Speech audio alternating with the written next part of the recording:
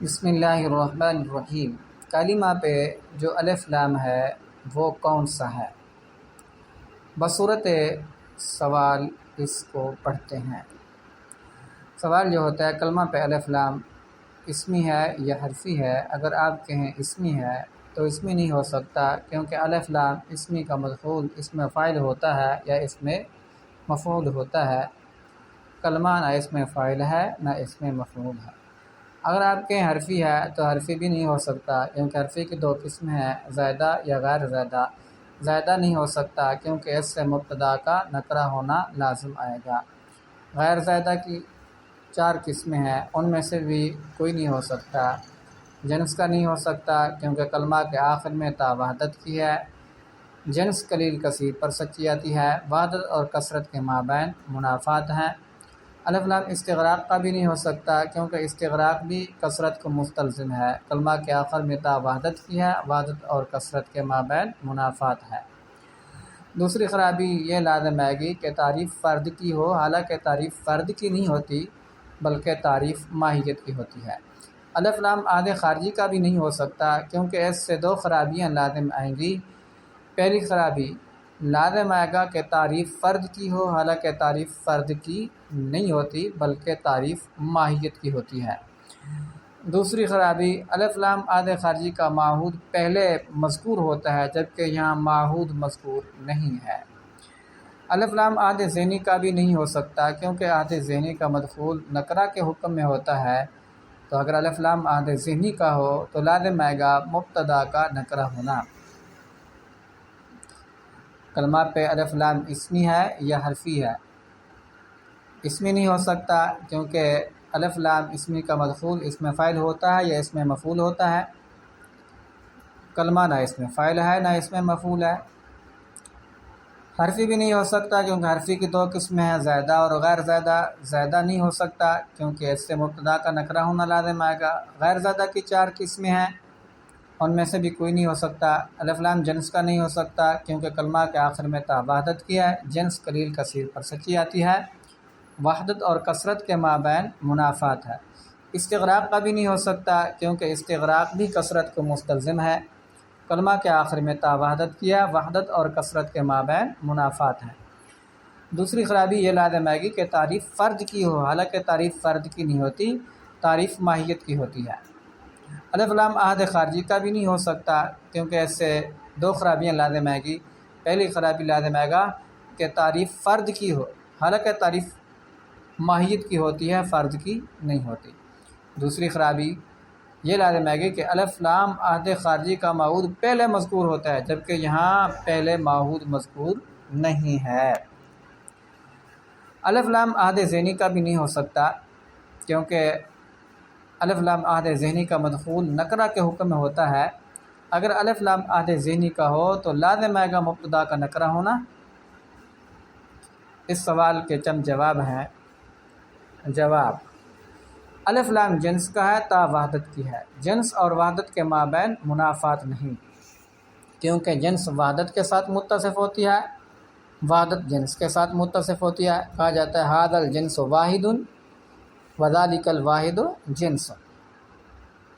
الف لام جنس کا ہے، تا وحدت کی ہے۔ جنس اور وحدت کے مابین منافات نہیں، کیونکہ جنس وحدت کے ساتھ متصف ہوتی ہے اور وحدت جنس کے ساتھ متصف ہوتی ہے۔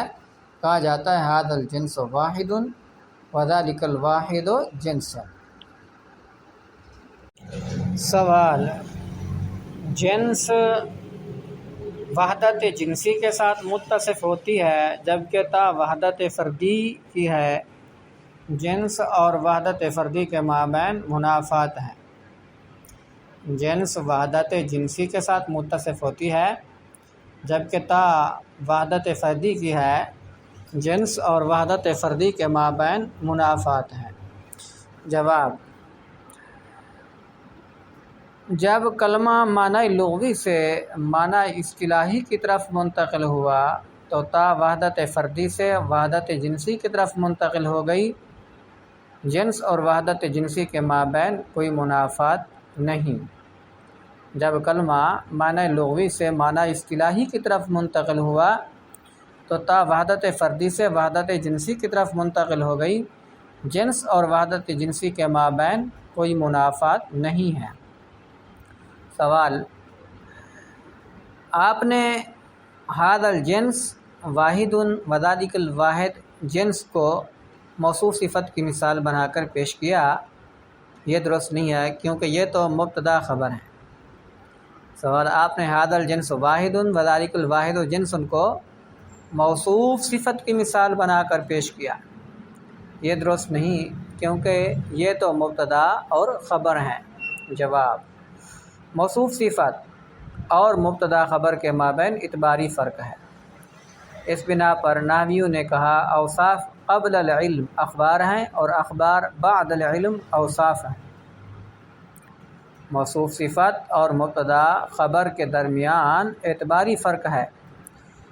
اسی بنا پر نحویوں نے کہا اوصاف قبل العلم اخبار ہیں اور اخبار بعد العلم اوصاف ہیں۔ اصل اعتراض کا دوسرا جواب، کلمہ پہ جو الف لام ہے یہ عہد خارجی کا ہو سکتا ہے، تا وحدت کی ہے۔ عہد خارجی اور وحدت کے مابین کوئی منافات نہیں ہے۔ اصل اعتراض کا دوسرا جواب، کلمہ پہ جو الف لام ہے یہ عہد خارجی کا ہے، تا وحدت کی ہے۔ عہد خارجی اور وحدت کے مابین کوئی منافات نہیں ہے۔ سوال، الف لام عہد خارجی کا معہود ماقبل میں مذکور ہوتا ہے، یہاں مذکور نہیں۔ جواب، عہد خارجی کے معہود کا مذکور ہونا ضروری نہیں بلکہ معلوم ہونا ضروری ہے۔ یہاں معہود معلوم ہے، وہ ہے نحوی کلمہ۔ سوال یہ ہوا الف لام عہد خارجی کا معہود ماقبل میں مذکور ہوتا ہے، یہاں مذکور نہیں ہے۔ جواب یہ ہے عہد خارجی کے معہود کا مذکور ہونا ضروری نہیں بلکہ معلوم ہونا ضروری ہے۔ یہاں معہود معلوم ہے، وہ ہے نحوی کلمہ۔ سوال، آپ نے کہا الف لام عہد خارجی کا معہود نحوی کلمہ ہے، اس پہ کیا قرینہ ہے؟ آپ نے کہا الف لام عہد خارجی کا معہود نحوی کلمہ ہے، اس پہ کیا قرینہ ہے؟ جواب، عالم نحوی ہے، متعلم نحوی ہے، کتاب علم نحو میں تصنیف کی گئی ہے، یہ قرینہ ہے اس بات پہ کہ کلمہ بھی نحوی ہے۔ جواب، عالم نحوی ہے، متعلم نحوی ہے، کتاب علم نحو میں تصنیف کی گئی ہے، یہ قرینہ ہے اس بات پہ کلمہ بھی نحوی ہے۔ سوال، آپ نے کہا کلمہ پہ جو الف لام ہے یہ عہد خارجی کا ہے، تو اس سے لازم آتا ہے تعریف فرد کی ہو، حالانکہ تعریف فرد کی نہیں ہوتی، تعریف ماہیت کی ہوتی ہے۔ سوال، آپ نے کہا کلمہ پہ جو الف لام ہے یہ عہد خارجی کا ہے، تو اس سے لازم آتا ہے تعریف فرد کی ہو، حالانکہ تعریف فرد کی نہیں ہوتی، تعریف ماہیت کی ہوتی ہے۔ جواب، تعریف ماہیت کی ہے، وہ ماہیت فرد کے ضمن میں پائی جاتی ہے۔ تعریف ماہیت کی ہے، وہ ماہیت فرد کے ضمن میں پائی جاتی ہے۔ اصل اعتراض کا تیسرا جواب، الف لام استغراق کا ہے، تا وحدت نوعی کی ہے۔ وحدت نوعی اور کثرت کے مابین کوئی منافات نہیں۔ الف لام استغراق کا ہے، تا وحدت نوعی کی ہے، وحدت نوعی اور کثرت کے مابین کوئی منافات نہیں۔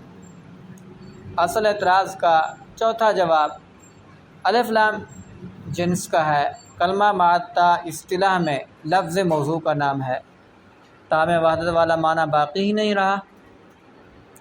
اصل اعتراض کا چوتھا جواب، الف لام جنس کا ہے، کلمہ مع تا اصطلاح میں لفظ موضوع کا نام ہے، تا میں وحدت والا معنی باقی ہی نہیں رہا۔ اصل اعتراض کا پانچواں جواب، الف لام عہد ذہنی کا ہے، باقی رہا یہ اعتراض مبتدا کا نکرہ ہونا لازم آئے گا، تو اس کا جواب یہ ہے عہد ذہنی کا مدخول معنن نکرہ کے حکم میں ہوتا ہے، لفظاً اس پہ معرفہ والے احکام جاری ہوتے ہیں۔